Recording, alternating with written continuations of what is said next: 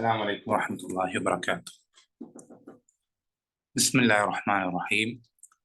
الحمد لله رب العالمين، والصلاة والسلام على رسول الأمين وعلى آله وصحبه أجمعين ومن اتبعهم بإحسان إلى يوم الدين. أما بعد.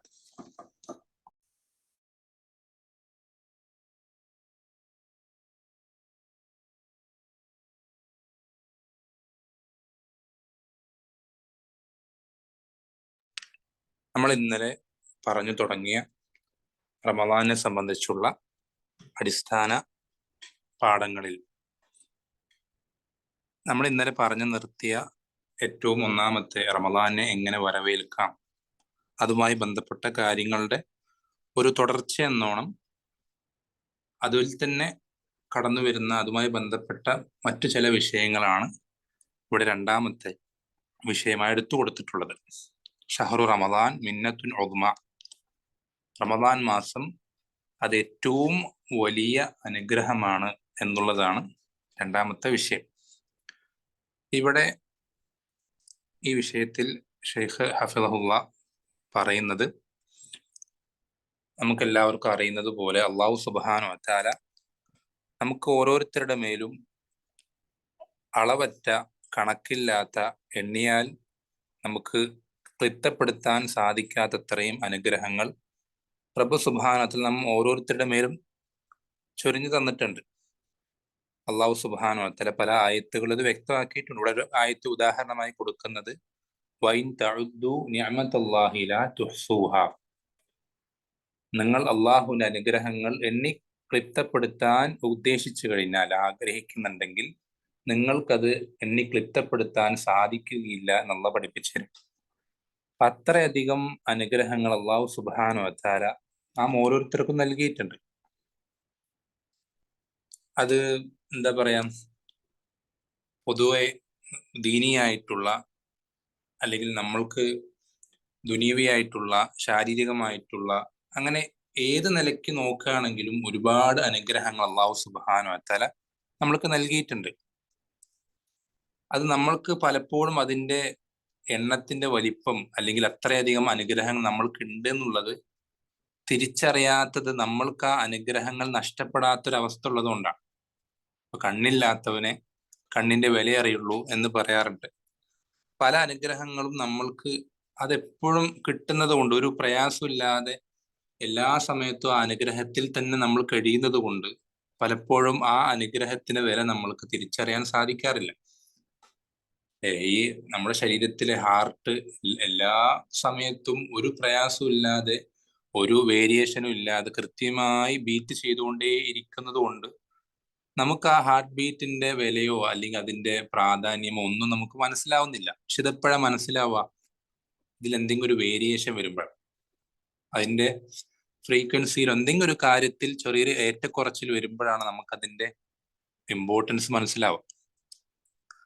ഇതുപോലെ ഓരോ കാര്യങ്ങളും ഇങ്ങനെ ഇത്രയധികം ഇമ്പോർട്ടൻസ് ഉള്ള ഒരുപാട് അനുഗ്രഹങ്ങൾ നമ്മുടെ ജീവിതത്തിൽ അള്ളാഹു സുബ്ഹാനഹു വ തആല നമുക്ക് നൽകിയതുണ്ട്. ഇതൊക്കെ അള്ളാഹു നമ്മൾക്ക് നൽകിയതാണ് എന്ന് കൃത്യമായ ബോധ്യം നമുക്ക് വേണം. നമ്മൾ ചുറ്റും നോക്കിക്കഴിഞ്ഞാൽ നമുക്ക് കാണാൻ സാധിക്കും. ഇപ്പൊ ഉദാഹരണം, ഏറ്റവും വലിയ അനുഗ്രഹം എന്താ? സിറാത്തൽ ലദീന അൻഅംത അലൈഹിം എന്ന സൂറത്തുൽ ഫാത്തിഹയിൽ അള്ളാഹു സുബ്ഹാനഹു വ തആല സൂചിപ്പിക്കുന്ന അനുഗ്രഹം ഹിദായത്ത് എന്ന അനുഗ്രഹമാണ്. മറ്റ് കുഫറിന്റെയും ഷിർക്കിന്റെയും ആദർശങ്ങൾ, ആശയങ്ങളിൽ നിന്ന് ഇസ്ലാമിലേക്ക്, തൗഹീദിലേക്ക്, ഈമാനിലേക്ക് ഹിദായത്ത് കിട്ടുക എന്നുള്ളതാണ് ഏറ്റവും വലിയ അനുഗ്രഹം. ഈ അനുഗ്രഹം കിട്ടിയ നമ്മളെ സംബന്ധിച്ചിടത്തോളം നമ്മൾക്ക് ഈ അനുഗ്രഹം എങ്ങനെ കിട്ടി എന്നുള്ളത് നമ്മൾ എന്ത് ചെയ്യേണ്ടതുണ്ട്? ചിന്തിക്കേണ്ടതുണ്ട്. നമ്മളെപ്പോലെ തന്നെ അല്ലെങ്കിൽ നമ്മളെക്കാൾ ബുദ്ധിശക്തിയുള്ള അല്ലെങ്കിൽ തറവാട് മഹിമകളുള്ള അല്ലെങ്കിൽ സാമ്പത്തികമായി കഴിവുകളുള്ള ഇങ്ങനെയുള്ള ഒരുപാട് ആളുകൾ നമുക്ക് ചുറ്റുണ്ടായിരിക്കെ അവർക്കൊന്നും ഈ അനുഗ്രഹം കിട്ടിയിട്ടില്ല. പക്ഷെ നമ്മൾക്കിത് കിട്ടിയിട്ടുണ്ട്. എന്തുകൊണ്ടായിരിക്കും നമ്മൾക്ക് കിട്ടിയത്? നമ്മൾക്ക് അവരെക്കാൾ പ്രത്യേകിച്ച് ഒരു മികവായിട്ട് ഒരു പ്രത്യേകത എടുത്തു പറയാൻ എന്ത് കാര്യമുള്ളത്? നമ്മുടെ തറവാട്ട് മഹിമയാണെങ്കിൽ നൂഹ് അലൈഹിസ്സലാമിയുടെ മകനേക്കാളും തറവാട്ട് മഹിമയുള്ള ആരാണുള്ളത് ദുനിയാവിൽ? ഷാ നൂഹ് നബിന്റെ മകന് കിട്ടാത്ത അനുഗ്രഹം അള്ളാഹു നമ്മൾക്ക് തന്നിട്ടുണ്ട്. അതേപോലെ തന്നെ ഇബ്രാഹിം അലൈഹി ഇസ്ലാമിയുടെ ഉപ്പയേക്കാൾ വലിയ തറവാട്ട് മഹിമയുള്ള ആരാണുള്ളത്? പക്ഷെ അതിനേക്കാൾ അവർക്ക് കൊടുത്തിട്ടില്ലാത്ത അനുഗ്രഹം അള്ളാഹു സുബ്ഹാനഹു നമ്മൾക്ക് നൽകിയിട്ടുണ്ട്. ഇനിയിപ്പോ അധികാരമോ അല്ലെങ്കിൽ നമ്മളുടെ സ്വാധീനമോ മറ്റുള്ള കഴിവുകളോ നമ്മൾ പറയുകയാണെങ്കിൽ, ലോകത്ത് ചരിത്രത്തിൽ തന്നെ ഏറ്റവും അധികം പടയാളികളും അല്ലെങ്കിൽ അധികാരവും ഉണ്ടായിരുന്ന വ്യക്തിയാണ് ഫിർഔൻ. ആ ഫിർഔന് കിട്ടിയിട്ടില്ലാത്ത അനുഗ്രഹമാണ് അള്ളാഹു സുബ്ഹാനഹു നമ്മൾക്ക് നൽകിയിട്ടുള്ളത്. അതുപോലെ തന്നെ സമ്പത്തിന്റെ വിഷയം അങ്ങനെ തന്നെ. ഖാറൂന്റെ വിഷയം നമ്മൾ കേട്ടിട്ടുണ്ടാവും. അവന്റെ സമ്പത്തിന്റെ വലിപ്പവും നമ്മൾ കേട്ടിട്ടുണ്ടാവും. അത്രയധികം സമ്പത്ത് നൽകപ്പെട്ട ഖാറൂന് പോലും കിട്ടിയിട്ടില്ലാത്ത ഈ അനുഗ്രഹം നമ്മൾക്ക് കിട്ടിയത് എങ്ങനെയാണ്? നമ്മൾ ഓരോരുത്തരും ചിന്തിക്കേണ്ട വിഷയം. അള്ളാഹു സുബ്ഹാനഹു അത്ര നമ്മൾക്ക് നൽകി എന്നതല്ലാതെ നമ്മൾക്കിതിൽ പ്രത്യേകിച്ച് ഒരു കാര്യവും ഒരു കാരണം അവിടെ പറയാനില്ല. റബ്ബ് നമ്മൾക്ക് അവന്റെ ഔദാര്യമായി നൽകി. അൽഹംദുലില്ലാഹ്, അൽഹംദുലില്ലാഹില്ലദീ ഹദാനാ ലിഹാദാ. നമ്മളെ ഇതിലേക്ക് ഹിദായത്ത് നൽകിയ അള്ളാഹുവിനാണ് എല്ലാ സ്തുതിയും. വമാ കുന്നാ ലിനഹ്തദിയ ലൗലാ അൻ ഹദാനല്ലാഹ്. അള്ളാഹ് നമ്മളെ ഇതിലേക്ക് ഹിദായത്ത് നൽകിയിട്ടില്ലായിരുന്നെങ്കിൽ നമ്മൾ ഈ ഹിദായത്തിലാകില്ലായിരുന്നു എന്ന സ്വർഗക്കാരുടെ പ്രാർത്ഥന അള്ളാഹു സുബ്ഹാനഹു ഖുർആനിൽ എടുത്തു കൊടുക്കുന്നുണ്ട്. അള്ളാഹു നമ്മൾക്ക് നൽകി, അതുകൊണ്ട് നമുക്ക് കിട്ടി. ഇതുപോലെയാണ് ഓരോ അനുഗ്രഹങ്ങളും. നമുക്ക് കാഴ്ച ശക്തിയുണ്ട്, കേൾവി ശക്തിയുണ്ട്, കാര്യങ്ങൾ മനസ്സിലാക്കാനുള്ള ഗ്രാഹ്യശക്തിയുണ്ട്, ഓരോ കാര്യങ്ങൾ രുചിച്ചു നോക്കുമ്പോൾ രുചി അറിയുന്നുണ്ട്, ഭക്ഷണം തൊണ്ടയിലൂടെ ഇറക്കാൻ സാധിക്കുന്നുണ്ട്, അത് നമ്മുടെ ശരീരത്തിൽ ദഹിക്കുന്നുണ്ട്. ഇങ്ങനെ ഓരോ കാര്യങ്ങളും അനുഗ്രഹങ്ങളാണ് ഓരോന്നും. അതില്ലാത്ത ആളുകളിലേക്ക് നോക്കിക്കഴിഞ്ഞാൽ നമുക്കത് അനുഗ്രഹമാണ് തിരിച്ചറിയാൻ എളുപ്പമാണ്. അപ്പൊ നമ്മെ സംബന്ധിച്ചിടത്തോളം നമ്മൾ ഇത്രയും അള്ളാഹുവിന്റെ അനുഗ്രഹങ്ങൾ കൊണ്ട് വലയം ചെയ്യപ്പെട്ടവരാണ് എന്നുള്ള ബോധ്യം നമുക്ക് ഏറ്റവും ആദ്യം വേണ്ടതുണ്ട്.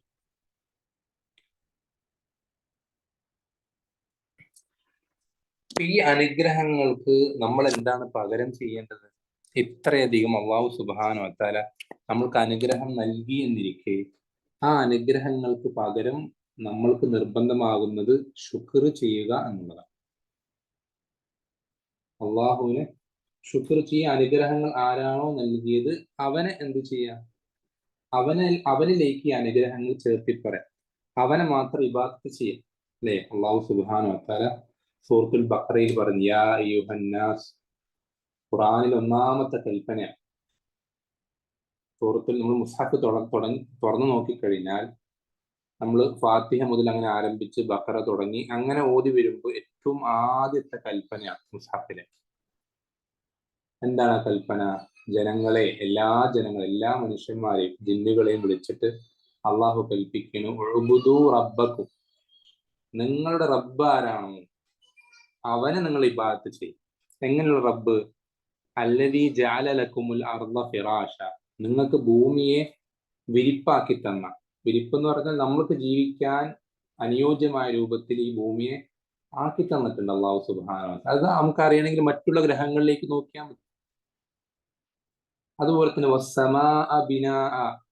ആകാശത്തെ ഒരു മേൽക്കൂര അല്ലെങ്കിൽ ഒരു കെട്ടിടം പോലെ, എന്ന് വെച്ചാൽ മറ്റ് ഗ്രഹങ്ങളിലേക്ക് എന്താ പറയാ, ആകാശത്ത് നിന്ന് വന്ന് ഭവിക്കുന്ന അല്ലെങ്കിൽ അവിടെ വന്ന് വീഴുന്ന അല്ലെങ്കിൽ അവിടുത്തെ കാര്യങ്ങളൊക്കെ പഠിച്ചിട്ടുള്ള ഒരാൾക്ക് മനസ്സിലാക്കാൻ സാധിക്കും. ഈ ഭൂമിയിൽ അങ്ങനെ ഒന്നും വരാതിരിക്കുന്നത് ഈ ഭൂമിക്ക് അള്ളാഹു സുബ്ഹാനഹു വതആല ഒരു സംരക്ഷണ വലയം ആകാശത്തിന് മുകളിൽ ഏർപ്പെടുത്തിയിട്ടുള്ളത് കൊണ്ടാണ്. അതുകൊണ്ടാണ് ഈ ഭൂമിയിൽ നമുക്ക് ജീവിക്കാൻ സാധിക്കുന്നത്. അതുപോലെ തന്നെ വഅൻസല മിനസ് സമാഇ മാഅ. ആകാശത്ത് നിന്ന് വെള്ളം ഇറക്കി തന്നിട്ടുണ്ട്. അതുപോലെ ഫഅഖ്റജ ബിഹി മിനസ് സമറാത്തി റിസ്ഖൻ ലക്കും.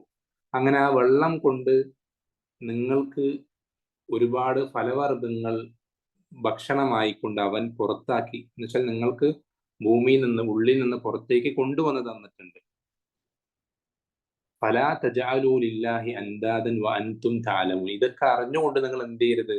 അവനൊരു സമനെ, ഒരു പങ്കുകാരനെ നിശ്ചയിക്കരുത് എന്നുള്ള കൽപ്പിക്കുകയാണ്. എന്നുവെച്ചാൽ ഇതൊക്കെ നമ്മൾക്ക് അനുഗ്രഹങ്ങളെല്ലാം തന്നത് അള്ളാഹു ആണെങ്കിൽ അള്ളാഹുവിനെ ഇബാദത്ത് ചെയ്യാവൂ. അവനോടേ നമ്മൾ പ്രാർത്ഥിക്കാവൂ, അവനോടേ നമ്മുടെ ആവശ്യങ്ങൾ തേടാവൂ. പ്രയാസഘട്ടങ്ങളിൽ അവനാണ് നമ്മൾക്ക് ആശ്രയമായി തീരേണ്ടത്. അവനിലേക്കായിരിക്കണം നമ്മുടെ ഹൃദയം തിരിയാൻ. അനുഗ്രഹങ്ങൾക്ക് നന്ദി കാണിക്കുക എന്നുള്ളത് നമ്മെ സംബന്ധിച്ചിടത്തോളം നിർബന്ധമായിട്ടുള്ള കാര്യം.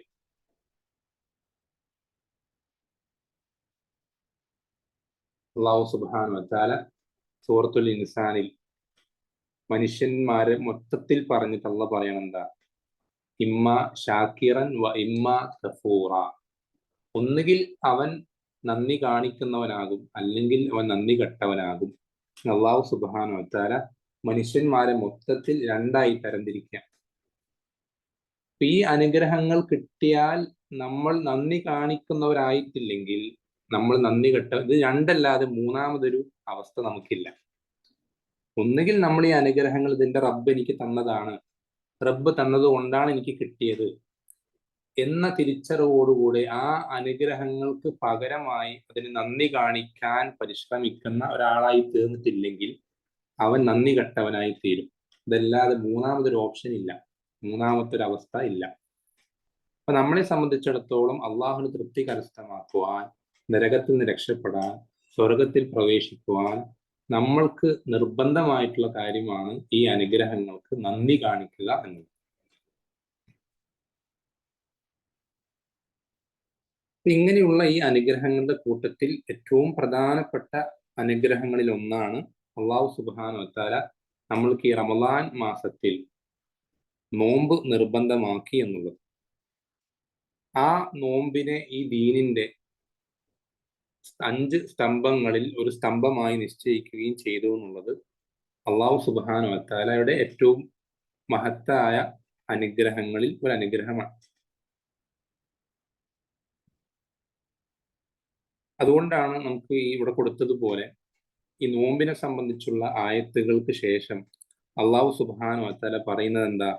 വലഅല്ലക്കും തഷ്കുറൂൻ, നിങ്ങൾ ശുക്ർ ചെയ്യാൻ വേണ്ടി, നിങ്ങൾ ശുക്ർ ചെയ്യുന്നവരാകാൻ വേണ്ടി എന്നുള്ള പറയാം. എന്നുവെച്ചാൽ നമ്മൾ ശുക്ർ ചെയ്യാൻ നമ്മളെ പ്രേരിപ്പിക്കുന്ന അത്രയും വലിയൊരു അനുഗ്രഹമാണ് റമളാൻ മാസവും ആ റമളാൻ മാസത്തിലെ നിർബന്ധമായ നോമ്പും കാര്യങ്ങളും എല്ലാം. അപ്പോ ചുരുക്കി പറഞ്ഞാൽ നമ്മൾ ഈ ഒരു കാര്യം, അല്ലെങ്കിൽ ഈ നമ്മൾക്ക് കിട്ടിയിട്ടുള്ള എല്ലാ അനുഗ്രഹങ്ങളും അമാബിക്കും മിൻ നിഅമത്തിൻ ഫമിനല്ലാഹ്, നമ്മൾക്ക് എന്തെല്ലാം അനുഗ്രഹങ്ങളുണ്ട് അതെല്ലാം അള്ളാഹുവിൽ നിന്നുള്ളതാണ് എന്നുള്ള ഉറച്ച ബോധ്യത്തോടുകൂടെ ആ അനുഗ്രഹങ്ങൾക്ക് നന്ദി കാണിക്കാനുള്ള തീരുമാനം, അല്ലെങ്കിൽ ആ രൂപത്തിലായിരിക്കണം നമ്മുടെ ജീവിതം. ഇനി എന്താണ് നന്ദി കാണിക്കുക, ശുക്ർ ചെയ്യുക എന്ന് പറഞ്ഞാൽ എന്താണ്? അത് നമ്മൾ ശ്രദ്ധിക്കണം. അല്ലാഹു സുബ്ഹാനഹു വ തആല സൂറത്തുൽ ആദിയാത്തിൽ മനുഷ്യൻ എത്രത്തോളം കുറച്ചേ നന്ദി കാണിക്കുന്നുള്ളൂ എന്ന് മനസ്സിലാക്കാൻ വേണ്ടി ഒരു കമ്പാരിസൺ, ഒരു താരതമ്യം ചെയ്യുന്നുണ്ട് മനുഷ്യനെ ഒരു ജീവിയുമായിട്ട്. എന്താണ് ആ ജീവിയുടെ പ്രത്യേകത? വല്ല ആദിയാത്തി ളുബ്ഹ, ആ ജീവി കിതച്ചുകൊണ്ട് വളരെ വേഗത്തിൽ ഓടുന്നുണ്ട്. ആ ജീവി തന്നെയാണ് സത്യം. അതുപോലെ തന്നെ ഫൽ മൂരിയാത്തി ഖദ്ഹ, അത് ഓടുന്ന ഓട്ടത്തിൽ അത് അതിന്റെ കുളമ്പടികൾ പാറയിലും മറ്റുള്ള കാര്യങ്ങളൊക്കെ തട്ടിയിട്ട് തീപ്പൊരി പാറിച്ചിട്ടാണ്, അത്രയും വേഗത്തിലാണ് എന്ത് ചെയ്യുന്നത്, അത്രയും ദുർഘടമായ പ്രയാസമുള്ള സഞ്ചരിക്കാൻ എളുപ്പമല്ലാത്ത വഴിയിലൂടെയാണ് അവര് വളരെ വേഗത്തിൽ കുതിച്ചോടുന്നത്. ഫൽ മുഗീറാത്തി സുബ്ഹ, അത് ഏത് സമയത്ത്, വളരെ നേരത്തെ, സുബ്ഹിന്റെ സമയത്ത് നേരത്തെ അവർ ഈ എന്ത് ചെയ്യാണ്, വളരെ വേഗത്തിൽ ആവേശത്തിൽ മുന്നേറുകയാണ്. ഫഅസർന ബിഹി നഖഅ, അങ്ങനെ എന്ത് ചെയ്യുന്നുണ്ട്, ഇവരുടെ ഓട്ടത്തിന്റെ വേഗത കാരണത്താൽ ഇവരുടെ കുളമ്പടി തട്ടുന്ന, ഈ ജീവിയുടെ കുളമ്പടി തട്ടുന്ന ഭാഗത്തെ പൊടിപടലങ്ങൾ ആകാശത്തേക്ക് പറക്കുന്നുണ്ട്. എന്നിട്ടോ ഫവസത്ന ബിഹി ജംഅ, അവർ ഇങ്ങനെ ഓടിച്ചെന്ന് ശത്രുക്കളുടെ ഇടയിലേക്ക്, യുദ്ധക്കളത്തിൽ ശത്രുക്കളുടെ ഇടയിലേക്ക് അവരെന്ത് ചെയ്യുന്നുണ്ട്, ചാടി വീഴുന്നുണ്ട് ഈ ജീവികൾ. നമ്മളൊന്ന് ആലോചിച്ച് നോക്കുക, ഇത് ഈ ജീവി ഏതാ? അത് കുതിരയാണ്. ഈ കുതിരനെ അള്ളാഹു സുബ്ഹാനഹു വ തആല അതിനെ കൊണ്ട് സത്യം ചെയ്ത് അതിനെ മുൻനിർത്തിയിട്ട് നമുക്ക് പഠിപ്പിച്ചിരുന്ന കാര്യം എന്താ? ഇന്നൽ ഇൻസാന ലിറബ്ബിഹി ലകനൂദ്.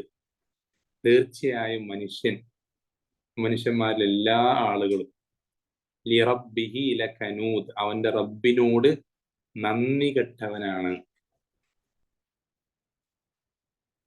അത് നമ്മൾക്ക് ഈ കുതിരയുമായിട്ട് നമ്മളും താരതമ്യം ചെയ്ത് നോക്കിയാൽ നമുക്ക് ഓരോരുത്തർക്കും ബോധ്യപ്പെടും. നമ്മൾ നിഷേധിച്ചിട്ട് കാര്യമില്ല. ആ കുതിര ചെയ്യുന്നത് എന്താ? ആ കുതിരയ്ക്ക് അതിന്റെ യജമാനൻ ചെയ്തു കൊടുക്കുന്നത് എന്താ? അതിനെ സംരക്ഷിച്ച് വെയിലും മഴയും കൊള്ളാത്ത ഒരു തൊഴുത്തിൽ അതിനെ കെട്ടി അതിന് വേണ്ട വെള്ളവും അതുപോലെ തന്നെ മറ്റുള്ള തീറ്റകളൊക്കെ കൊടുത്ത് അതിനെന്തെങ്കിലും രോഗങ്ങൾ വരുമ്പോൾ ശുശ്രൂഷിച്ച് പരിപാലിച്ച് അങ്ങനെ വളർത്തിക്കൊണ്ടുവന്ന ആ യജമാനൻ അത് അതിനെ നയിക്കുന്നത് തന്റെ ജീവൻ നഷ്ടപ്പെടുന്ന യുദ്ധകളത്തിലേക്കാണെന്ന് മനസ്സിലായാൽ പോലും, അതെത്ര ഉറക്കം പിടിച്ച സമയത്താണെങ്കിൽ പോലും, എത്ര പ്രയാസമുള്ള വഴികളിലൂടെ ആണെങ്കിലും ആ കുതിരയ്ക്ക് ആ യജമാന്റെ കൽപ്പനകൾ അനുസരിക്കാൻ ഒരു മടിയുമില്ല. അതാണ് നന്ദി കാണിക്കുക. അങ്ങനെ നന്ദി കാണിക്കുക എന്ന് പറഞ്ഞാൽ അങ്ങനെയാണ്. ശുക്ർ ചെയ്യാന്ന് പറഞ്ഞാൽ അങ്ങനെയാണ്. ഈ ഒരു കുതിരനെ മുൻനിർത്തി അള്ളാഹു സുബ്ഹാനഹു വ തആല പറയുന്നത് മനുഷ്യൻ നന്ദി കാണിക്കുന്നവനല്ല. നമുക്ക് തന്നെ നമ്മളെ പറ്റി ആലോചിച്ചാൽ മനസ്സിലാവും. നമ്മൾ എപ്പോഴെങ്കിലും നമ്മൾക്ക് കിട്ടിയ അനുഗ്രഹങ്ങളെ പറ്റി നമ്മൾ ചിന്തിക്കാറ് മിക്ക ആളുകളും ഇല്ല. അങ്ങനെ ഒരു സംഭവം തന്നെ ഇല്ല. നമുക്ക് കിട്ടിയിട്ടില്ലാത്ത അനുഗ്രഹങ്ങളെ പറ്റി നമ്മൾ എപ്പോഴും ഉണ്ടാവുക മനസ്സിൽ. എനിക്ക് അങ്ങനെ ഈ വീട്ടുകാരെ പോലെ എനിക്ക് ഇങ്ങനെ ഇല്ല, അല്ലെങ്കിൽ അവനെ പോലെ എനിക്ക് ഈ ഒരു കാര്യമില്ല, അല്ലെങ്കിൽ ഇവന്റെ കാറിൽ AC ഇല്ല, എന്റെ കാറിൽ AC ഇല്ല, അല്ലെങ്കിൽ അവന്റെ കയ്യിൽ ഇങ്ങനൊരു വണ്ടിയുണ്ട്, എന്റെ കയ്യിൽ ഇങ്ങനൊരു വണ്ടിയില്ല. ഇങ്ങനെ നമുക്കില്ലാത്ത കാര്യങ്ങളെ പറ്റി എപ്പോഴും വേവലാതിപ്പെടുകയും അതിനെപ്പറ്റി ആകുലപ്പെടുകയും ചെയ്യുന്ന ആളുകളാണ് മനുഷ്യരിൽ ഭൂരിഭാഗം പേരും. തനിക്ക് കിട്ടിയ അനുഗ്രഹങ്ങളിൽ തൃപ്തനാവുക മിക്ക ആളുകൾക്കും സാധിക്കാറില്ല. അപ്പോ നമ്മളെ സംബന്ധിച്ചിടത്തോളം ഈ ഭൂരിഭാഗം ആളുകൾ, അല്ലെ, അള്ളാഹ് പറഞ്ഞു വഖലീലും മിൻ ഇബാദിയ ശകൂർ, എന്റെ അടിമകളിൽ നന്ദി കാണിക്കുന്നവർ വളരെ കുറച്ചാണെന്നുള്ള പറഞ്ഞു. വളരെ കുറച്ചേ ഉള്ളൂ. ഭൂരിഭാഗം ആളുകൾ ആകുന്നത് പോലെ നമ്മൾ ആകുക എന്നുള്ളത് വലിയ അപകടമാണ്. അള്ളാഹു സുബ്ഹാനഹു വ തആലക്ക് തൃപ്തിയുള്ള ഒരു അവസ്ഥയല്ല അത്. മറിച്ച് നമ്മൾ ആകേണ്ടത് ഈ ഒരു ചെറിയൊരു വിഭാഗത്തിലാണ് നമ്മൾ പെടാൻ ശ്രദ്ധിക്കേണ്ടത്. നബിമാരും അതുപോലെ തന്നെ സഹാബത്യങ്ങളും അവരെ പിൻപറ്റിയ ആളുകളും അവരെങ്ങനെയാണോ ഈ ദുനിയാവിനെ നോക്കിക്കണ്ടത്, അവരെങ്ങനെയാണോ ഈ അനുഗ്രഹങ്ങൾക്ക് പ്രതികരിച്ചത്, അങ്ങനെയാണ് നമ്മളും ചെയ്യാൻ ശ്രദ്ധിക്കേണ്ടത്. അപ്പോ ചുരുക്കി പറഞ്ഞാൽ ഈ അനുഗ്രഹത്തിന് നന്ദി കാണിക്കുക എന്നുള്ളത് നമ്മുടെ മേൽ നിർബന്ധമാണ്. എങ്ങനെയാണ് നന്ദി കാണിക്കേണ്ടത്? ഒന്നാമത്തെ കാര്യം, ഇതെനിക്ക് അള്ളാഹു തന്നതാണ് എന്നുള്ള ബോധം. ഈ അനുഗ്രഹം ഇത് അനുഗ്രഹമാണെന്ന് ആദ്യം തിരിച്ചറിയണം. ശ്രദ്ധിക്കണേ, ഒന്നാമത്തെ കാര്യം ഇത് ഒരു അനുഗ്രഹമാണ്. ഓരോ കാര്യങ്ങളും ഇത് ഓരോന്നും അനുഗ്രഹമാണ് എന്ന് നമുക്ക് മനസ്സിലാക്കാൻ, തിരിച്ചറിയാൻ സാധിക്കണം. ഓരോന്നും എത്ര നിസ്സാരമായ കാര്യങ്ങളായി ആളുകൾ കണക്കാക്കുന്നതായിക്കോട്ടെ, അതെല്ലാം അള്ളാഹുവിന്റെ അനുഗ്രഹങ്ങളാണ് എന്നുള്ള ബോധം നമുക്ക് വേണം. ഒന്നാമത്തെ കാര്യം. നബി സല്ലല്ലാഹു അലൈഹി വസല്ലം പറഞ്ഞിട്ടുണ്ട്, ആരാണോ നിങ്ങളിൽ മൻ അസ്ബഹ മിൻകും ആമിനൻ ഫീ സിർബിഹി മുആഫൻ ഫീ ജസദിഹി വഇൻദഹു ഖൂതു യൗമിഹി കഅന്നഹു ഹീസത് ലഹു ദുനിയ ബിഹദാഫിരിഹ. നിങ്ങളിൽ ആരാണോ അവന്റെ കൂടാരത്തിൽ നിർഭയനായിരിക്കുകയും ചെയ്യുന്നത്, അതുപോലെ തന്നെ അവന്റെ ശരീരത്തിൽ ആരോഗ്യമുള്ള അവസ്ഥയിൽ അവന്റെ അടുക്കൽ ആ അന്നത്തെ ദിവസത്തിന് വേണ്ട ഭക്ഷണം ഉണ്ടായിരിക്കുകയും ചെയ്തിട്ടുണ്ടെങ്കിൽ അവന് ഈ ദുനിയാവ് മുഴുവനും കിട്ടിയതുപോലെയാണ് നബി സല്ലല്ലാഹു അലൈഹി വസല്ലം പഠിപ്പിച്ചു തന്നിട്ട്.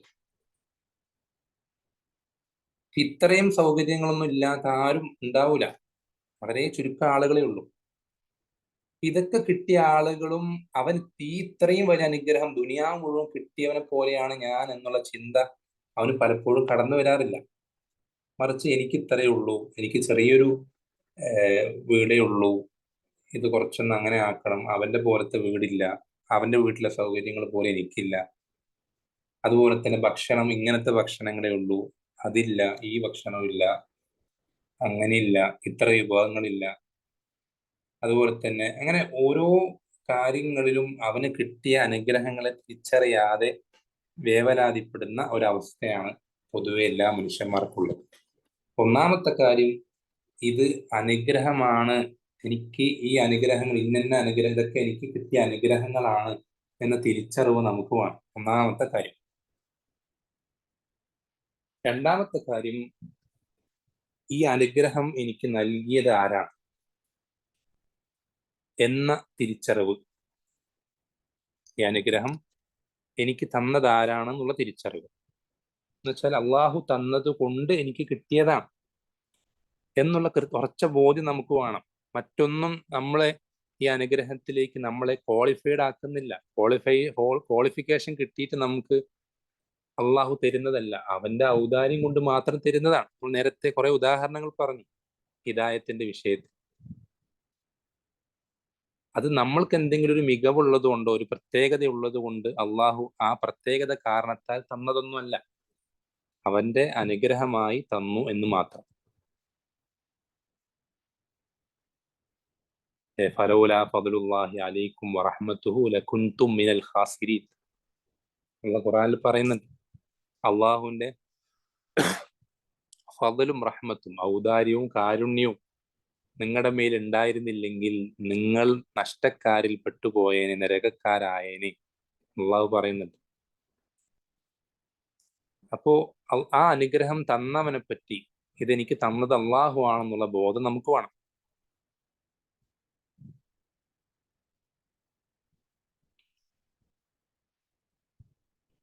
പിന്നെ ഈ അനുഗ്രഹത്തെ ഇഷ്ടപ്പെടാനും തൃപ്തിപ്പെടാനും നമുക്ക് സാധാരണ മൂന്നാമത്തെ കാര്യം, ഈ അനുഗ്രഹത്തെ ഇഷ്ടപ്പെടാനും തൃപ്തിപ്പെടാനും നമുക്ക് സാധിക്കണം.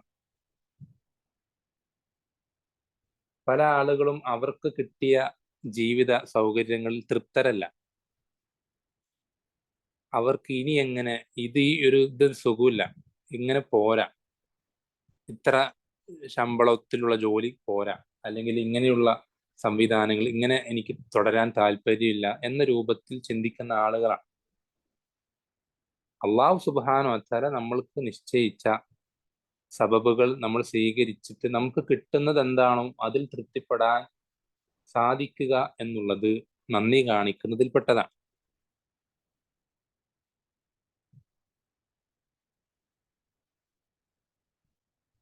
പിന്നെ അവസാനത്തെ കാര്യം, ഈ ഒരു അനുഗ്രഹത്തെ അള്ളാഹു ഇഷ്ടപ്പെടുന്ന കാര്യങ്ങളിൽ ഉപയോഗിക്കുക എന്നുള്ളതാണ്. ഈ ഒരു അനുഗ്രഹത്തെ അള്ളാഹു ഇഷ്ടപ്പെടുന്ന കാര്യങ്ങളിൽ ഉപയോഗിക്കുക, അതിൽ ഇതിനെ വിനിയോഗിക്കുക എന്നുള്ളതാണ് അഞ്ചാമത്തെ കാര്യം. എന്ന് വെച്ചാൽ ഇപ്പൊ നമ്മുടെ കണ്ണ്, അത് അള്ളാഹുവിന് അനുഗ്രഹമാണെന്നുള്ള തിരിച്ചറിവ് നമുക്ക് ഉണ്ടായി കഴിഞ്ഞാൽ ഈ അനുഗ്രഹം കൊണ്ട് നമ്മൾ അള്ളാഹുവിനെ ധിക്കരിക്കരുത്. ഈ അനുഗ്രഹം കൊണ്ട് നമ്മൾ അള്ളാഹുവിനെ ധിക്കരിക്കരുത് എന്ന് വെച്ചാൽ ഈ കണ്ണുകൊണ്ട് അള്ളാഹു ഹറാമാക്കിയ കാര്യങ്ങളിലേക്ക് നോക്കുക. അതുപോലെ തന്നെ നാവ്, സംസാരിക്കാനുള്ള കഴിവ്, അത് അള്ളാഹുവിന്റെ അനുഗ്രഹമാണെന്ന് മനസ്സിലാക്കി കഴിഞ്ഞാൽ, തിരിച്ചറിഞ്ഞു കഴിഞ്ഞാൽ ഈ സംസാരിക്കാനുള്ള കഴിവ് കൊണ്ട് അള്ളാഹു ഹറാമാക്കിയ സംസാരങ്ങൾ സംസാരിക്കുക എന്നുള്ളത്. അപ്പോൾ ഈ ഓരോ അനുഗ്രഹങ്ങളെയും അള്ളാഹു ഇഷ്ടപ്പെടുന്ന, അവൻ തൃപ്തിപ്പെടുന്ന വഴികളിൽ അതിനെ വിനിയോഗിക്കുക, അതിനെ ഉപയോഗിക്കുക എന്നുള്ളതാണ് അഞ്ചാമത്തെ കാര്യം. ഉദാഹരണം, സമ്പത്ത് നല്ല ആളുകളെ സംബന്ധിച്ചിടത്തോളം ഇതൊരു അനുഗ്രഹം തന്നെയാണ്. ഈമാനുള്ള പരലോകത്തിൽ വിശ്വാസമുള്ള ആളുകളെ സംബന്ധിച്ചിടത്തോളം ഹറാമായ വഴികളിലൂടെയല്ല സമ്പാദിച്ചതെങ്കിൽ അവനെ സംബന്ധിച്ചിടത്തോളം അതൊരു അനുഗ്രഹം തന്നെയാണ്. ഈ അനുഗ്രഹം അവൻ ചെലവഴിക്കേണ്ടത്, അത് ഉപയോഗിക്കേണ്ടത് അള്ളാഹു ഇഷ്ടപ്പെടുന്ന മാർഗത്തിൽ മാത്രമായിരിക്കണം, അള്ളാഹു തൃപ്തിപ്പെടുന്ന കാര്യങ്ങളിൽ മാത്രമായിരിക്കണം. ഇങ്ങനെ ഓരോ അനുഗ്രഹങ്ങളും അങ്ങനെ തന്നെയാണ്. അപ്പൊ ചുരുക്കി പറഞ്ഞാൽ 5 കാര്യങ്ങളാണ്. ചുരുക്കി പറഞ്ഞാൽ 5 കാര്യങ്ങൾ. ഈ 5 കാര്യങ്ങളും ഒത്തുവരുമ്പോഴാണ് നമ്മൾ ഏതൊരു അനുഗ്രഹത്തിനും അള്ളാഹുവിന് നന്ദി കാണിച്ചു എന്ന് പറയാൻ സാധിക്കും.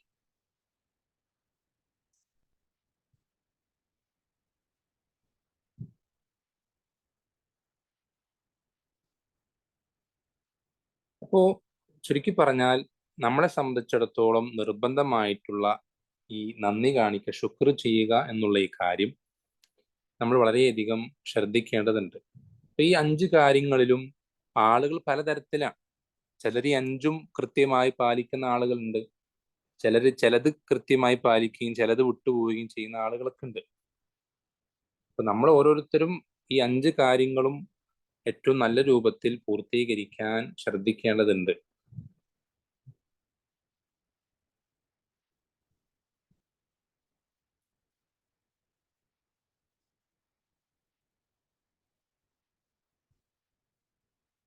അതിനുശേഷം ഇവിടെ കൊടുക്കുന്നത് റമദാൻ മാസത്തെ പറ്റി പറയാം. അതിതുപോലെ വളരെ പ്രധാനപ്പെട്ട ഒരു അനുഗ്രഹമാണ്. നമ്മൾ അതിന് ശുക്ർ ചെയ്യൽ നമ്മുടെ മേൽ നിർബന്ധവുമാണ്. ഈ റമദാൻ മാസത്തിൽ അള്ളാഹു സുബ്ഹാനഹു വ തആല അനുഗ്രഹമാക്കിയത്, ഒന്നാമത്തത് നന്മ ചെയ്യുന്ന ആളുകൾക്ക് അവരുടെ നന്മയിൽ വർധനവുണ്ടാക്കാൻ. ഒരാൾ നല്ല രൂപത്തിൽ അള്ളാഹുവിനനുസരിച്ച് ഇബാദത്തുകൾ ചെയ്തുകൊണ്ട് ജീവിക്കുന്ന ആളാണെങ്കിൽ അയാൾക്ക് ഈ റമദാൻ മാസം അതൊരു എന്താ പറയാ, നല്ല ലാഭം കിട്ടുന്ന ഒരു സീസൺ ഒരു കച്ചവടക്കാരന് കിട്ടുന്ന പോലെയാണ്. അയാൾ നല്ലൊരു കച്ചവടക്കാരനാണ്, അയാൾ കുറേ ലാഭം കച്ചവടത്തിൽ ഉണ്ടാക്കുന്നുണ്ട്. പക്ഷെ അയാളുടെ സീസൺ വരുമ്പോൾ അയാൾക്ക് കുറേ ലാഭം എന്ത് ചെയ്യാൻ സാധിക്കും, ഉണ്ടാക്കിയെടുക്കാൻ സാധിക്കുന്നത് പോലെയാണ് അള്ളാഹുവിനനുസരിച്ച് ജീവിക്കുന്ന ആളുകൾക്ക്. അങ്ങനെയാണ് റമദാൻ മാസം. അപ്പൊ ഒരുപാട് ദറജകൾ സ്വർഗത്തിൽ അവൻ എന്ത് ചെയ്യാൻ സാധിക്കും, റമദാൻ മാസത്തിൽ ഈ നോമ്പും ഇബാദത്തുകളും കൊണ്ട് അവന് നേടിയെടുക്കാൻ സാധിക്കും. ഇനിയിപ്പോ മോശം ഹറാമുകൾ ചെയ്യുന്ന ഒരു ആളാണെങ്കിലോ, അവൻ ഈ ഹറാമുകൾ ഉപേക്ഷിക്കാനുള്ള ഏറ്റവും നല്ലൊരു അവസരവുമാണ് ഈ റമദാൻ. അവൻ ഈ ഹറാമുകൾ ഉപേക്ഷിക്കാനുള്ള ഏറ്റവും നല്ലൊരു അവസരവുമാണ് ഈ റമദാൻ മാസം. ഈ മാസത്തിന് ഒരുപാട് പ്രത്യേകതകളുണ്ട്. അതിൽ ചിലത് ഇവിടെ എന്ത് ചെയ്യണം, എടുത്തു പറയാം. പക്ഷെ നമുക്കിത് മനസ്സിലാകാൻ, ഇത്രയും പ്രധാനപ്പെട്ട ഒരു മാസമാണ്, അള്ളാഹു അവന്റെ അനുഗ്രഹമായി നമ്മൾക്ക് നൽകിയതാണ് എന്ന് മനസ്സിലാകാൻ വേണ്ടി ചില പ്രത്യേകതകൾ എന്ത് ചെയ്യുന്നുണ്ട്, ഇവിടെ എടുത്തു കൊടുക്കുന്നുണ്ട്. അതിൽ ഒന്നാമത്തെ പ്രത്യേകത നമ്മൾ നേരത്തെ പറഞ്ഞതുപോലെ, സൂചിപ്പിച്ചതുപോലെ, ഖുർആൻ അവതരിപ്പിക്കപ്പെട്ട മാസമാണ്. ഷഹറു റമദാൻ അല്ലദീ ഉൻസില ഫീഹിൽ ഖുർആനു ഹുദൽ ലിന്നാസ് വബയ്യിനാത്തിൻ മിനൽ ഹുദാ വൽ ഫുർഖാൻ. റമദാൻ മാസത്തിന്റെ പ്രത്യേകത എന്താ? ഉൻസില ഫീഹിൽ ഖുർആൻ, ഖുർആൻ ആ മാസത്തിലാണ് അവതരിപ്പിക്കപ്പെട്ടത്. ഖുർആൻ എന്നുള്ള ഏറ്റവും പ്രധാനപ്പെട്ട കിതാബ് അള്ളാഹു സുബ്ഹാനഹു വ തആല അവന്റെ ഏറ്റവും അവസാനത്തെ റസൂല്, അവന്റെ സൃഷ്ടികളിൽ ഏറ്റവും ഉത്തമനായിട്ടുള്ള റസൂൽ സല്ലല്ലാഹു അലൈഹി വസല്ലമയ്ക്ക് അവതരിപ്പിച്ചു കൊടുത്ത ഈ ഖുർആൻ, ഏറ്റവും ഉത്തമനായ വ്യക്തി, ഏറ്റവും ഉത്തമമായ കിതാബ്, അത് അവതരിപ്പിക്കപ്പെടുന്നത് ഏറ്റവും ഉത്തമമായ സമയത്ത്, ഏറ്റവും ഉത്തമമായ മാസത്തിൽ. ഈ ഒരു നിലയ്ക്കാണ് നമ്മൾ റമദാനെ കണക്കാക്കേണ്ടത്. അതുകൊണ്ടാണ് റമദാന്റെ പ്രത്യേകതയായിട്ട് ഖുർആൻ അവതരിപ്പിക്കപ്പെട്ട മാസം എന്ന് പറയുന്നത്. അതുകൊണ്ടാണ്. അതിൽ നിന്ന് തന്നെ നമുക്ക് മനസ്സിലാക്കാൻ സാധിക്കും റമദാൻ മാസത്തിന്റെ ശ്രേഷ്ഠതയും പ്രത്യേകതയും. അതിൽ നമ്മൾ ഇന്നലെ സൂചിപ്പിച്ച ഈ ഹദീസ്, അതിന് ചുരുക്കം ഖുർആൻ മാത്രമല്ല, മുൻപ് കഴിഞ്ഞു പോയ നബിമാരുടെ കിതാബുകളും അവതരിപ്പിക്കപ്പെട്ടത് റമദാൻ മാസത്തിൽ തന്നെയാണ്. ഖുർആൻ മാത്രമല്ല, മുൻപ് കഴിഞ്ഞു പോയ മറ്റ് നബിമാരുടെ കിതാബുകളും അവതരിപ്പിക്കപ്പെട്ടത് റമദാൻ മാസത്തിൽ തന്നെയാണ്. ഇവിടെ കൊടുത്ത ഹദീസ് പോലെ.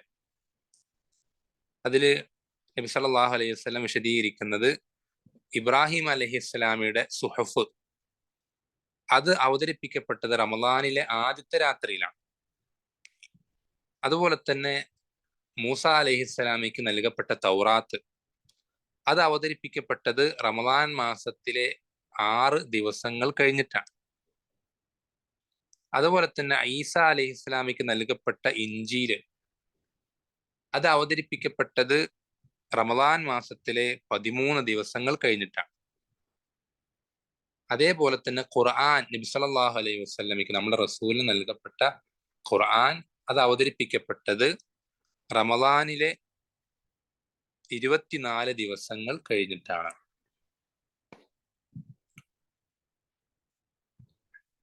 അപ്പോ മറ്റ് കിതാബുകളും ഖുർആൻ മാത്രമല്ല മറ്റുള്ള നബിമാരുടെ വേദഗ്രന്ഥങ്ങളും അവതരിപ്പിക്കപ്പെട്ടത് റമദാൻ മാസത്തിൽ തന്നെയാണ് എന്ന് നമുക്ക് ഈ ഹദീസിലൂടെ മനസ്സിലാക്കാൻ സാധിക്കും. അപ്പോൾ ഈ ഇങ്ങനെയുള്ള ഹദീസുകളൊക്കെ നമുക്ക് അറിയിച്ചു തരുന്നത് റമദാൻ മാസം എന്നുള്ളത് അള്ളാഹു സുബ്ഹാനഹുവ അടുക്കൽ അത്രയും പ്രാധാന്യമുള്ള ഒരു മാസമാണ്. റമദാൻ മാസം എന്നുള്ളത് അള്ളാഹു സുബ്ഹാനഹുവ അടുക്കൽ എത്രയധികം പ്രാധാന്യമുള്ള മാസമാണ് എന്ന് നമുക്ക് ഈ ഹദീസിലൂടെ മനസ്സിലാക്കാൻ സാധിക്കും. നമ്മൾ ശ്രദ്ധിക്കേണ്ട ഒരു കാര്യം ഞാൻ സാന്ദർഭികങ്ങൾ സൂചിപ്പിക്കുകയാണ്. അതായത് മറ്റ് മുൻപ് കഴിഞ്ഞ നബിമാർക്ക് എല്ലാവർക്കും അവരുടെ കിതാബുകൾ ഒറ്റയടിക്ക് പൂർണ്ണമായും ആദ്യാവസാനം ഒറ്റയടിക്കാണ് എന്ത് ചെയ്തത് അവതരിപ്പിക്കപ്പെട്ടത്. ഇപ്പൊ മൂസ അലൈഹിസ്സലാമിന് തൗറാത്ത് അവതരിപ്പിക്കപ്പെട്ടത് മുഴുവനും ഒരൊറ്റ സമയത്ത് മുഴുവനായി അവതരിപ്പിക്കപ്പെട്ടതാണ്. അതുപോലെ തന്നെ ഈസാ അലൈഹിസ്സലാമിക്ക് ഇഞ്ചീലും അങ്ങനെ മറ്റുള്ള നബിമാർക്കൊക്കെ അവരുടെ കിതാബുകൾ അവർക്ക് അവതരിപ്പിക്കപ്പെട്ടു കൊടുക്കുന്നത് ഒരൊറ്റ മുഴുവനായിട്ടും ഒരൊറ്റ സമയത്താണ് അവതരിപ്പിക്കപ്പെട്ടു കൊടുക്കുന്നത്.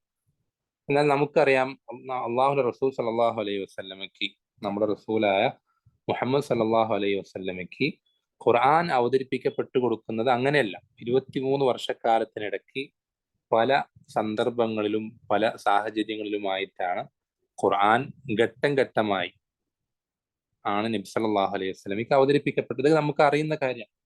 നമ്മൾ ശ്രദ്ധിക്കേണ്ടത്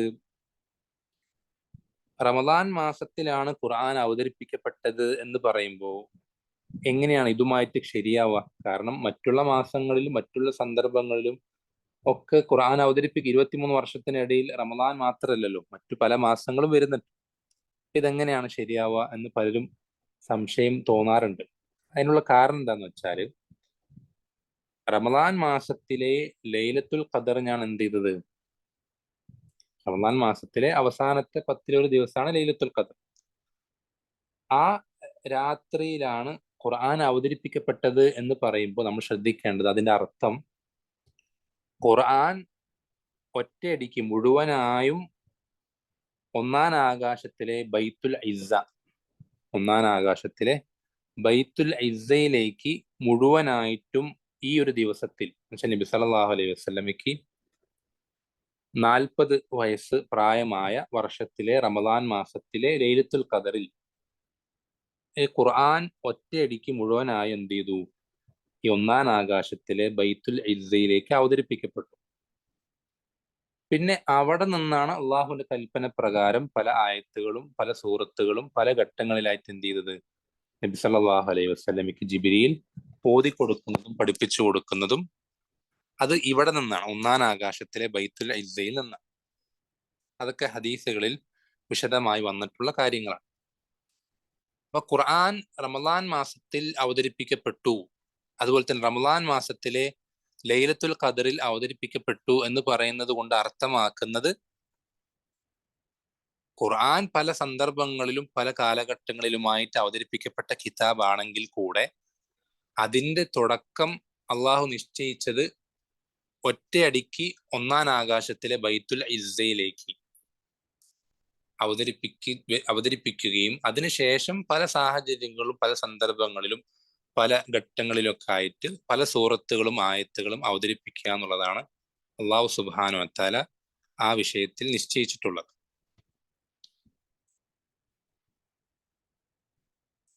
ഈ ഖുർആൻ അവതരിപ്പിക്കാൻ വേണ്ടി അള്ളാഹു സുബ്ഹാനഹു വ തആല തെരഞ്ഞെടുത്തത് ഈ റമദാൻ മാസത്തിനെയാണെന്നുള്ളത് ഈ മാസത്തിന്റെ ശ്രേഷ്ഠതയെ അറിയിക്കുന്നുണ്ട്.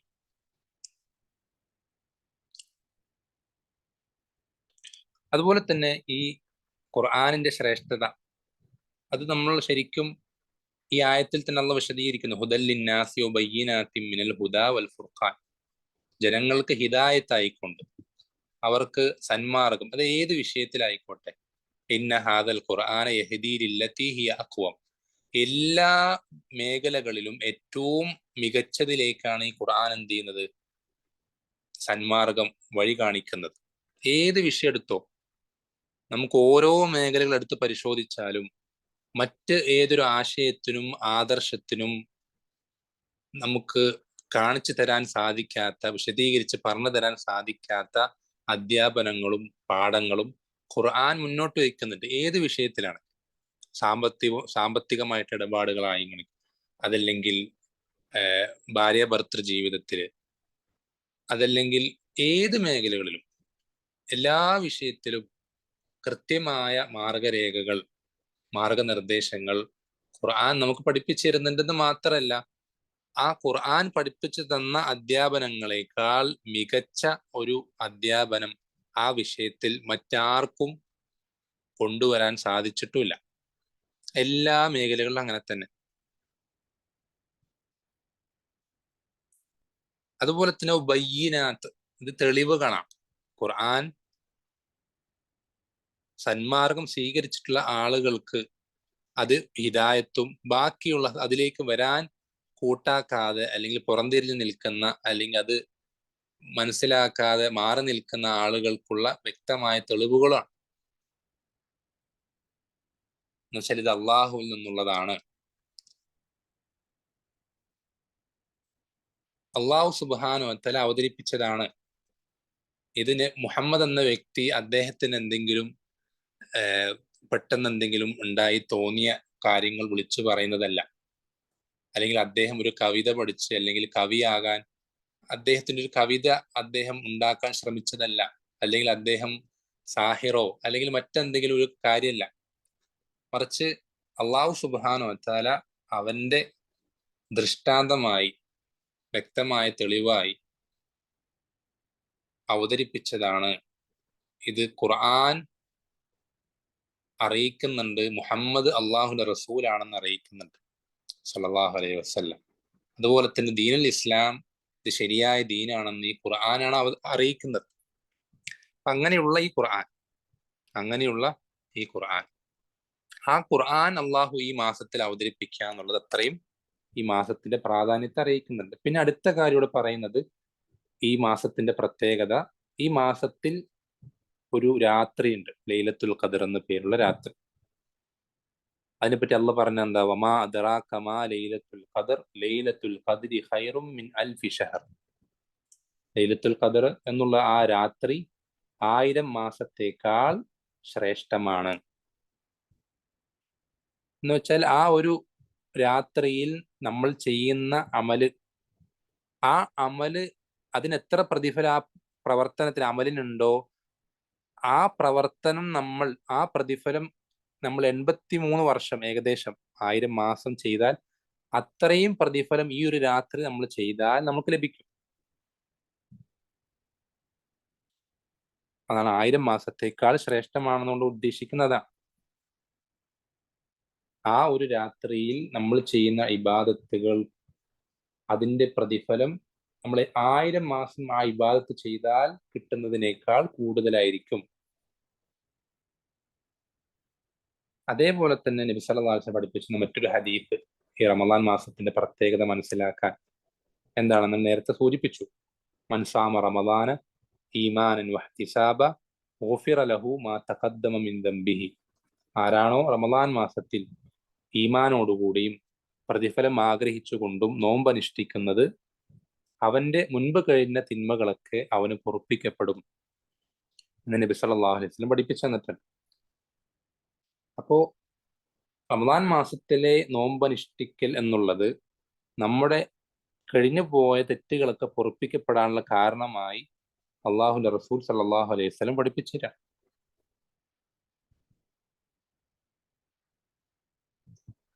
അതും ഈ റമദാനിന്റെ പ്രാധാന്യത്തെ അറിയിക്കുന്ന മറ്റൊരു കാര്യം. അപ്പോ ഈമാനോടുകൂടെ നോമ്പ് അനുഷ്ഠിക്കണം എന്നുകൊണ്ട് ഉദ്ദേശിക്കുന്നത് നമ്മൾക്ക് ഈ നോമ്പിലേക്ക് കടക്കുന്നതിന് മുമ്പ്, റമദാനിലേക്ക് പ്രവേശിക്കുന്നതിന് മുമ്പ് നമ്മൾക്ക് ഈമാൻ ഉണ്ടായിരിക്കണം. അള്ളാഹുവിനെ സംബന്ധിച്ചും അതുപോലെ തന്നെ ശരിയായ വിശ്വാസം. ഈമാൻ ഇല്ലാത്ത ആളുകളുടെ പ്രവർത്തനം സ്വീകരിക്കപ്പെടുകയില്ല, നമുക്കറിയുന്ന കാര്യം. അതിനോടൊപ്പം നമ്മൾ ശ്രദ്ധിക്കേണ്ടത് ഈ കാര്യം ഇത് അള്ളാഹു നിർബന്ധമാക്കിയതാണ് എന്നുള്ള ഈമാൻ, വിശ്വാസം നമുക്ക് വേണം. ഈ നോമ്പ് ഈ മാസത്തിൽ ഇത് നിർബന്ധമാക്കിയത് അള്ളാഹു സുബ്ഹാനഹു വ തആലയാണ്. ഇതിന് അള്ളാഹു സുബ്ഹാനഹു വ തആല പ്രത്യേകം പ്രതിഫലം നിശ്ചയിച്ചിട്ടുണ്ട്. ഈ ഒരു ഉറപ്പ്, ഈ ഒരു ബോധ്യം, യഖീന് നമുക്ക് വേണ്ടതുണ്ട്. ഇത് അള്ളാഹു എന്തിനാണിത് നിശ്ചയിച്ച് നിർബന്ധമാക്കിയത് എന്നതിനോടൊരു വെറുപ്പുണ്ടാവുന്ന ആളുകൾ പലപ്പോഴും ഉണ്ടാവാറുണ്ട്. പ്രത്യേകിച്ച് ഇന്നത്തെ കാലത്തെ യുവതലമുറയിൽ പലർക്കും അങ്ങനെ ഒരു തോന്നൽ ഉണ്ടാവാറുണ്ട്. അവർ നോമ്പ് അനുഷ്ഠിക്കുമെങ്കിലും ആ ഒരു വെറുപ്പ്, ഇതെന്തിനാ നിർബന്ധമാക്കുന്നത്, വേണ്ടവർക്ക് എടുത്താൽ പോലെ എന്ന നിലയ്ക്ക് പലരും സംസാരിക്കാറുണ്ട്.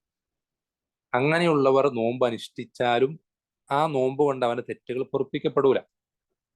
അല്ലാഹ് പറഞ്ഞു, ദാലിക ബിഅന്നഹും കരിഹു മാ അൻസലല്ലാഹു ഫഅഹ്ബത അമാലഹും. അള്ളാഹു അവതരിപ്പിച്ചൊരു കാര്യത്തെ വെറുത്തു കഴിഞ്ഞാൽ അവന്റെ അമലുകളൊക്കെ അള്ളാഹു സുബ്ഹാനഹു വ തആല എന്ത് ചെയ്യും? അത് പൊളിച്ചു കളയും. അതിന്റെ പ്രതിഫലം നഷ്ടപ്പെട്ടു പോകും. അതുപോലെ തന്നെ ഇതിനെന്തെങ്കിലും പ്രതിഫലം കിട്ടുമോ എന്ന നിലയ്ക്ക് സംശയിക്കുന്ന ഒരവസ്ഥ അതും പല ആളുകൾക്ക് ഇന്നുണ്ട്. ഈ നോമ്പ് അനുഷ്ഠിച്ചിട്ട് എന്തെങ്കിലും കാര്യമുണ്ടോ, ഇതിനെന്തെങ്കിലും ഗുണം ഉണ്ടാവും, ആ മരിച്ചുപോയ എന്തെങ്കിലും പ്രതിഫലം കിട്ടുമെന്ന് സംശയിക്കുന്ന ആ തരത്തിൽ നോമ്പ് അനുഷ്ഠിക്കുന്ന ഒരാൾക്ക് അവന്റെ നോമ്പ് ഉപകാരപ്പെടുകയില്ല. പിന്നെ നമ്മൾ ശ്രദ്ധിക്കേണ്ട കാര്യം, നമ്മുടെ തെറ്റുകൾ പൊറുപ്പിക്കപ്പെടും എന്നതുകൊണ്ട് ഉദ്ദേശിക്കുന്നത് നമ്മൾ നേരത്തെ കഴിഞ്ഞ ക്ലാസ്സിൽ സൂചിപ്പിച്ചതുപോലെ നമ്മുടെ ചെറുപാപങ്ങളാണ്, വൻപാപങ്ങളല്ലാത്ത ബാക്കിയുള്ള തിന്മകൾ.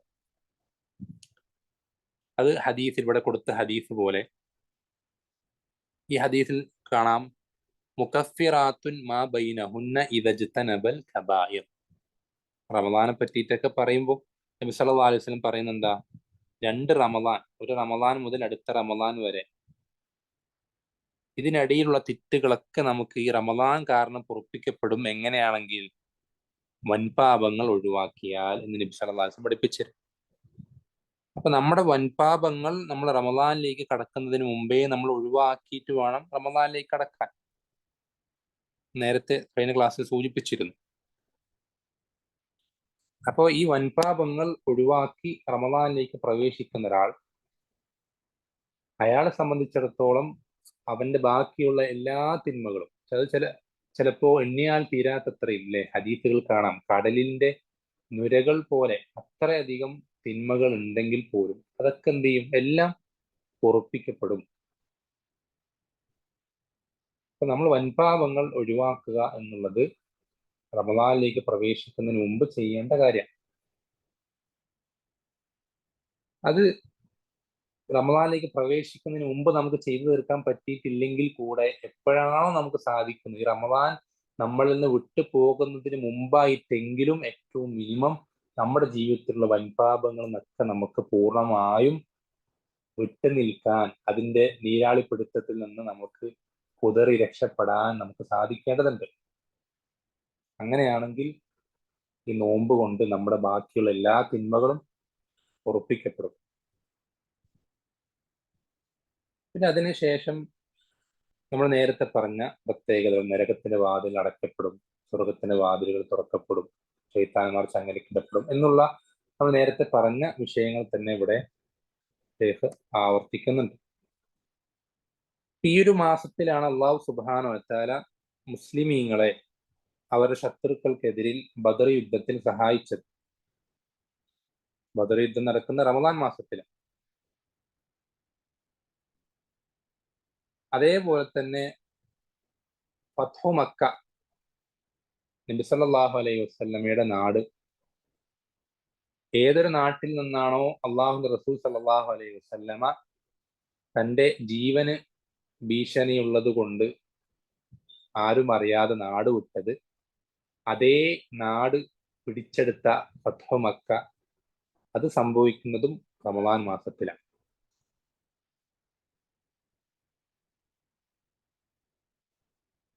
എന്ന് വെച്ചാൽ ഇതെന്തിനാണ് പറയുന്നത് വെച്ചാല്, പല ആൾക്കാരും നോമ്പെടുത്തു കഴിഞ്ഞാൽ പിന്നെ ആകെ ക്ഷീണിച്ച് മടി പിടിച്ച് ഒന്നും ചെയ്യാതെ അങ്ങനെ ഇരിക്കുന്ന ആളുകളാണ്.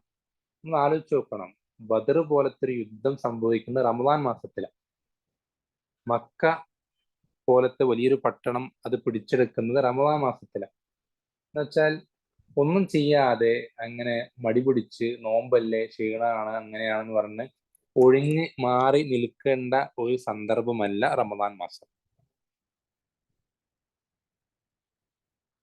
വളരെയധികം പരിശ്രമിക്കുകയും വളരെയധികം ഉന്മേഷത്തോടുകൂടി പ്രവർത്തിക്കുകയും നമ്മുടെ മാക്സിമം പറ്റുന്നത്രയും നമ്മൾ ഇബാദത്തുകൾ വർദ്ധിപ്പിക്കാൻ ശ്രദ്ധിക്കുകയും ചെയ്യേണ്ട ഒരു മാസമാണ് റമദാൻ മാസം. അതിന് നമ്മൾ അങ്ങനെ ചെയ്യേണ്ടതുണ്ട്. ഈ റമദാൻ ഇത്രയൊക്കെ നമ്മൾ പ്രാധാന്യം പറഞ്ഞത് എന്തിനെന്ന് വെച്ചാൽ, ഇത്രയും പ്രധാനപ്പെട്ട ഒരു സമയത്ത് നമ്മൾ ചെയ്യുന്ന പ്രവർത്തനത്തിന് അത്രയും പ്രതിഫലം ഉണ്ടാവും. ലലിതൽ ഖദറിനെ പറ്റി നമ്മൾ പറഞ്ഞെന്താ, 1000 മാസം ആ പ്രവർത്തനം പ്രവർത്തിക്കുന്നതിനേക്കാൾ പ്രതിഫലം ആ ഒറ്റ രാത്രി കൊണ്ട് കിട്ടുന്ന. ബാക്കിയുള്ള ദിവസങ്ങൾക്ക് അത്രയും പ്രതിഫലം ഇല്ലെങ്കിലും സാധാരണ ദിവസങ്ങളെക്കാൾ എത്രയോ മടങ്ങ് പ്രതിഫലം ഉണ്ട്. അപ്പൊ നമ്മൾ എന്ത് ചെയ്യണം, ഈ ഒരു അവസരം ഇതൊരു അവസരമായി തന്നെ മനസ്സിലാക്കി നമ്മൾക്കിത് പിന്നീട് കിട്ടില്ലല്ലോ, കിട്ടിയാതിരുന്നാലോ, കിട്ടാതെ പോയാലോ എന്നുള്ള ആ ഒരു യാഥാർത്ഥ്യ ബോധത്തോടു കൂടെ, നമുക്ക് നഷ്ടപ്പെട്ടു പോകാൻ എപ്പോഴും സാധ്യതയുള്ള ഒരു കാര്യമാണ് ജീവിതം എന്ന് പറയുന്നത്. എപ്പോഴും മരണം വരാം. ഇനിയൊരു റമദാൻ നമുക്ക് കിട്ടിക്കൊള്ളുന്നില്ല. അതുകൊണ്ട് തന്നെ ആ ഒരു ബോധത്തോടു കൂടെ, യാഥാർത്ഥ്യ ബോധത്തോടു കൂടെ, തിരിച്ചറിവോടുകൂടെ ഈ ഓരോ റമദാനിലെ ഓരോ സന്ദർഭവും ഓരോ സെക്കൻഡും ഓരോ മിനിറ്റും അങ്ങേയറ്റം നല്ല പ്രവർത്തനങ്ങൾ കൊണ്ട് നിറയ്ക്കാൻ നാം ഓരോരുത്തർ ശ്രദ്ധിക്കുക. ചെറിയൊരു ക്ഷീണം ഉണ്ടാവും, ശരിയാണ്, അതൊന്നും വകവെക്കേണ്ടതില്ല. റമദാൻ ആവുമ്പോൾ ഭക്ഷണം കഴിക്കാതിരിക്കുന്നത് കൊണ്ടും വെള്ളം കുടിക്കാതിരിക്കുന്നതുകൊണ്ടും ചെറിയൊരു ക്ഷീണം സ്വാഭാവികമായിട്ട് ഉണ്ടാവും. ആ ഒരു ക്ഷീണത്തെ നമ്മൾ എന്ത് ചെയ്യേണ്ടതില്ല, കണക്കാക്കേണ്ടതില്ല. അതിന്റെ അടിസ്ഥാനത്തിൽ ഒരുപാട് റെസ്റ്റ് എടുത്ത് ഒരുപാട് ഉറങ്ങി അല്ലെങ്കിൽ ഒരു കാര്യങ്ങളും ചെയ്യാൻ നമ്മൾ മുന്നോട്ട് വരാതിരിക്കുന്ന ഒരവസ്ഥ, അത് ശരിക്കും നമുക്ക് നഷ്ടപ്പെടുത്തുന്ന വലിയ ലാഭങ്ങളെയാണ്. നമ്മൾ വളരെയധികം പരിശ്രമിക്കുക. സഹാബത്ത് ബദർ യുദ്ധത്തിൽ പങ്കെടുത്ത പോലത്തെ അത്രയും പ്രയാസമുള്ള ഒരു കാര്യവും നമ്മൾ ആരും ചെയ്യുന്നില്ല. അതുപോലും ചെയ്യാൻ സാധിക്കും എങ്കിൽ നമ്മൾ ശ്രദ്ധിക്കേണ്ടത്, നമ്മൾക്ക് അതിനേക്കാൾ ചെറിയ നിസ്സാരമായ വിഷയങ്ങൾ ചെയ്യാൻ നമ്മുടെ ഈ നോമ്പിലെ വിശപ്പും ദാഹവും തടസ്സമാകരുത്. പരമാവധി പരിശ്രമിക്കേണ്ട സമയമാണിത്. പരമാവധി ഓരോ സമയവും മിനിറ്റും സെക്കൻഡും ഉപയോഗപ്പെടുത്താൻ ശ്രദ്ധിക്കേണ്ട ഒരു മാസമാണ്. അള്ളാഹു സുബ്ഹാനഹു വ തആല നമുക്ക് ഓരോരുത്തർക്കും ഈ റമദാനിന്റെ പ്രാധാന്യം, അത്രയും വലിയ അതിന്റെ ശ്രേഷ്ഠത അത് ശരിക്കും മനസ്സിൽ ഉൾക്കൊണ്ടിട്ട് തന്നെ ഇതിനു വേണ്ടി അങ്ങേയറ്റം പരിശ്രമിക്കാനും പ്രവർത്തിക്കാനും മറ്റു മാസങ്ങളിലേതിനേക്കാൾ ഇബാദത്തുകൾ കൊണ്ട് നിറയ്ക്കാനും റബ്ബ് സുബ്ഹാനഹു വ തആല ഓരോരുത്തരെയും സഹായിക്കുമാറാവട്ടെ. അതിലിത്തരം സംസാരങ്ങൾ സബബുകളാക്കി തീർക്കുമാറാവട്ടെ.